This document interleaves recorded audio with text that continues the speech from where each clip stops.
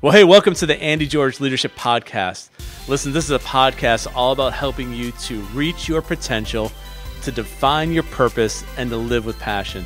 Listen, I am so serious about that. I love the idea that all of us have got potential, that all of us have purpose in life, and that we can do everything that we do through passion and live passionately. So I want to welcome you to our very first episode and my very first episode of the Leadership Podcast. And maybe you're wondering, do we really need another leadership podcast? And the answer is, well, apparently, yes, you do, because I'm doing one. And so whether you are watching this on the YouTube channel, Andy George Leadership, or you're listening to this on podcast, or you are at the website, andygeorgecoaching.com, I want to welcome you and thank you for listening and watching my very first episode of Andy George Leadership Podcast. So what we're going to be talking about here is leadership, all things leadership. And this is our very first one, just to get to know one another. And so we're going to do a little introduction here. So I am your host, Andy George, and I'm so glad to be with you on this episode. I'm glad you're tuning in. A little bit about me real quickly. So 44 years old, been doing full-time ministry for the last 24 years, lead an incredible church here in Raleigh, Wake Forest, North Carolina. I got an amazing wife, been married to for 24 years, 2 children, one in college who's 19, and a daughter who's 14 in high school.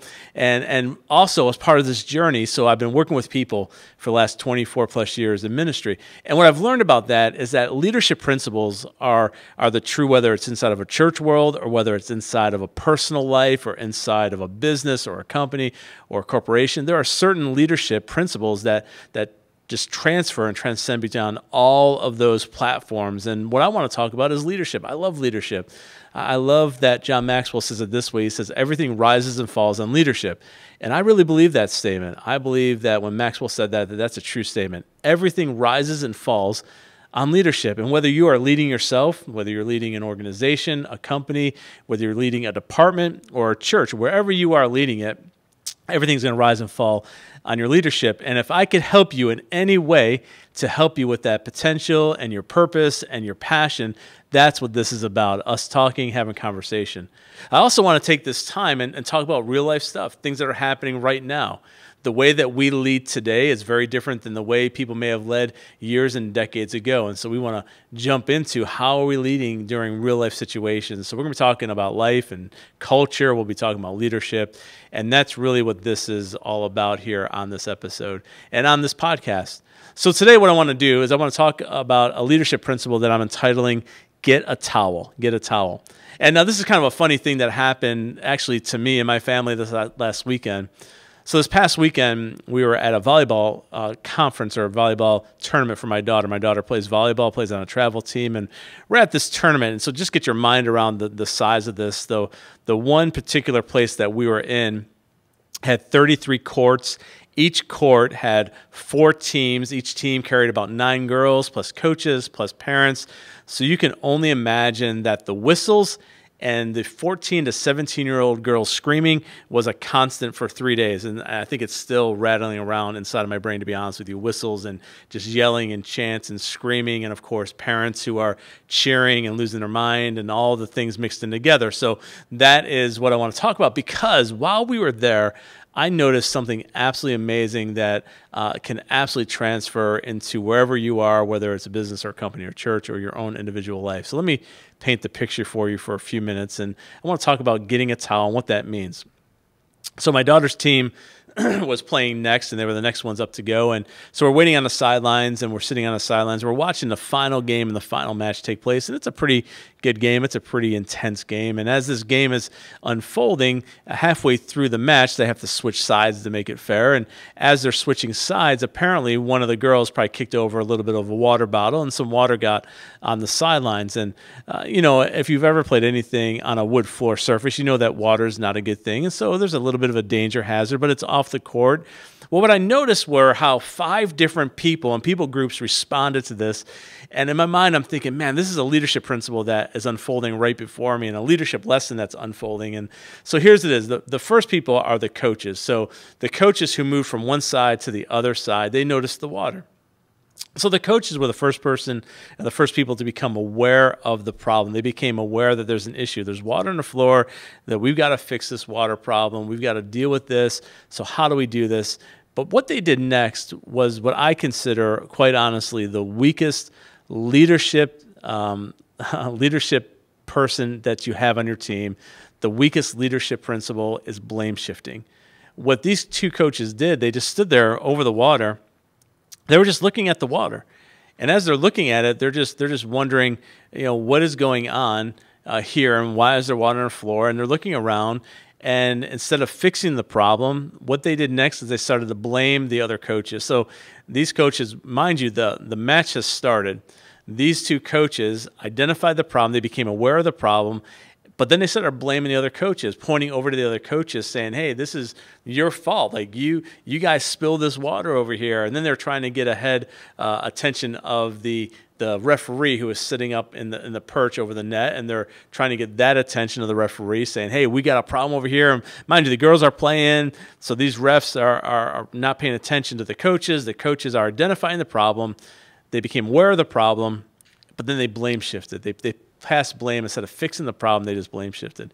The second person is the referee, the manager, right? The referee is a person that's supposed to manage the entire match. They're supposed to manage all that's going on. They're supposed to manage the flow of the game, enforce the rules, make sure everybody's safe in bounds. Well, finally, the referee got their attention, and she looked down, and she noticed that there was a problem, so she blows the whistle. Game comes to a screeching halt. Game stops. So she climbs down out of the perch up there above the net, and slowly, and I do mean slowly walked across the court to the table, went to the table, the scoring table, and was asking them, "Hey, what's going on?" And so she's got the coaches in her ear, pretty upset that there's water on the court. So she looks down and sees the water. Well, once again, instead of dealing with it, this referee, she just leaves. And I'm not kidding you. Like, she literally just left. She walked off the court. And we're all assuming, well, she must be going to get a towel of some sort. Now, mind you, once again, we're in a gym with thousands. There's over 1,000 people in this gym. There's duffel bags and gym bags and backpacks and sporting equipment everywhere. And still, nobody just grabbed a towel to clean up the water. So they got the coaches, became aware, they blame shifted. And then what they did is they ran it up the chain. They basically ran it up to their manager, the referee.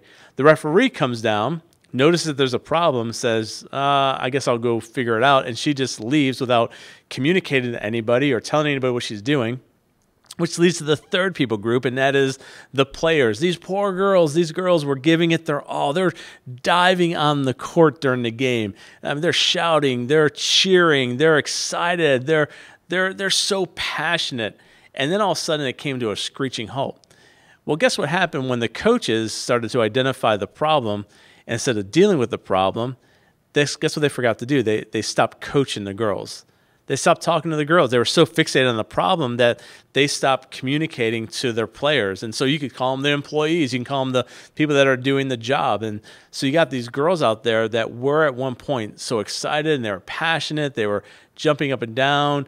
And at first, when the game stopped, they tried to encourage one another. They were giving each other pep talks. They were doing little cheers against the other team. But after about 5 minutes of that, they kind of started to lose interest. After 10 minutes now, and I'm being serious, it's been 10 minutes now. Referee is gone. Coaches are ticked off. The players now have lost all their passion. They've lost all their energy. They lost all their zeal, all their excitement.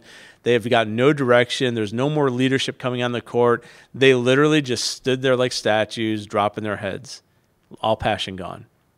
Then comes the fourth set, the parents. Oh my goodness, these parents were losing their minds. They started yelling at the coaches of the opposing teams. They started yelling at each other. These are the customers, right? So now the customers are not getting the product that they thought. They're not getting the experience that they wanted. So you got the coaches became aware, the coaches, the leaders, the bosses, right? The people leading teams, they become fixated on a problem but don't solve it. Then you got the manager who just abandons everybody to go figure it out on their own. You got the players, the employees who have now lost all interest, complete interest in the game, complete interest in anything going on. And now you got the customers who are frustrated because everything's now stopped and they're not getting the product that they wanted. These parents were, I mean, like I said, they were losing their mind. They were going crazy. They were yelling stuff. They were saying it was a stall tactic. They were blaming everybody. They were getting agitated and angry. And at this climactic point, you got the parents yelling. You got coaches that are kind of fired up. You got the players on the court. They're dropping their heads. They're so embarrassed by their parents. They're embarrassed by what's going on. And I'm watching off to my right. I'm looking off to my right, and I'm looking at these parents just losing it. These parents were losing it, yelling, and they're getting louder and louder and louder. And out of the corner of my left eye, I see my daughter, who's 14, and she stands up. She's in the front row. She stands up, and she walks across the court. Now, this is a little bit of a proud dad moment, but that's not what this is about. But this is a little proud dad moment. And I look over, and my first thought is, oh, my goodness, what is she doing? Why is she going onto the court? And then I realize, guess what? She has a towel in her hands. The answer to everybody's problems. It's been 10 to 15 minutes. All it is water. There's no towel anywhere on the sideline. Nobody has a towel in their bag. I mean, for goodness sakes, just put one of the girls on the ground and just grab her feet and drag her across the water to dry up. There's solutions to this, people. There's solutions. And yet, my daughter, out of the court of all these hundreds of people, walks across with a towel. She gets down on her hands and knees, doesn't say anything to anybody, and she just begins to wipe up the water. That's all she's doing. Well, it was amazing what happened next. The coaches, instead of arguing with one another, they kind of looked down and saw this 14-year-old girl on the ground clean up the water, and you could tell by their faces they thought to themselves, wow, we probably should have done this 10 minutes ago. And then all of a sudden you saw the players get re-energized because now they knew that there was hope coming, that the game was going to resume. The parents, they stopped yelling, they stopped shouting, and they were just fixated, and they could see them whispering to each other like, who's this girl? And wow, she's got a towel. As if wiping up water with a towel is a new idea that nobody's ever thought about. So she cleans up the water, and she walks back over, doesn't say a word, and she's smiling the whole time. She's happy, joyful. She walks over with the wet towel in her hand and puts it back in her bag and just sits down, and guess what happens next? All of a sudden, the coaches, their attention is no longer on the problem. They start to coach the girls again. The girls' life starts to come back, and they're starting to stretch, starting to jump around. They're starting to shout and cheer again. The parents, instead of complaining, are now cheering for their own daughters. And let's not forget the referee. The referee, by this point, is still gone. She's still not back. So now everybody's wondering where the ref is. And just to complete the story, the ref comes back with 2 small brown paper towels that she grabbed from the bathroom. I'm thinking those things don't even dry your hands. How are they going to clean up a floor? She realizes that the floor has been taken care of. She puts the towels down, walks back up, game resumes. It's amazing. I was watching this unfold before me the entire time, just taking mental notes. And here's why I shared this and why I wanted to share this on this very first episode of the Andy George Leadership Podcast. Because in leadership, everything rises and falls on leadership. So whether you are the coach, the boss that is leading a team, if you're aware of a problem, are you blame shifting? Are you just pointing the finger at your predecessor? Are you just pointing the finger at other people who maybe messed up something you were doing? Or maybe you're an employee. Maybe you're like the players on the court. Maybe you're like the players that you've just lost interest. You've lost excitement. Maybe you're the manager of a department, and instead of working with your department, you just kind of wander off and you're not communicating and leaving everybody to themselves. I mean, think about who you are. Or are you the girl with the towel that sees a problem that says, okay, I've identified a problem. There's water on the ground. I've identified a problem. So what's your problem in your company? What's your problem in your life? Maybe there's an issue in your life that you're trying to deal with. Maybe there's something going on in your organization you're trying to deal with. Pick up a towel and go start cleaning up the water. And it's amazing what happens when somebody actually steps up and gives a solution to a real problem. It's amazing how people respond to that. Because guess what happened? Nobody booed my daughter for going to fix the problem. Nobody was mad at her. Nobody was upset with her. Nobody was shaking their head in disbelief that somebody would fix the problem. It's as if the entire gym came to their senses and says, oh yeah, here's the solution. Let's just clean up the water and move on. And so I wanted to share that with you. Everything rises and falls on leadership. I'm going to say it again. Everything rises and falls on leadership. Whether you're leading yourself or your family or your organization or department, it's going to rise and fall on how well you are leading yourself and other people. So what are you doing to lead yourself? Pick up the towel and clean up the mess. Pick up the towel and figure out solutions.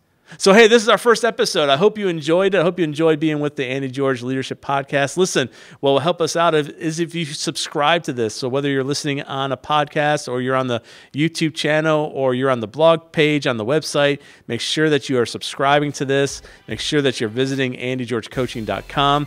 And I really do hope that you will reach your potential, that you will define your purpose, and that you will live your life with passion. And so until next time, thanks for joining us, and we'll catch you again on our next podcast.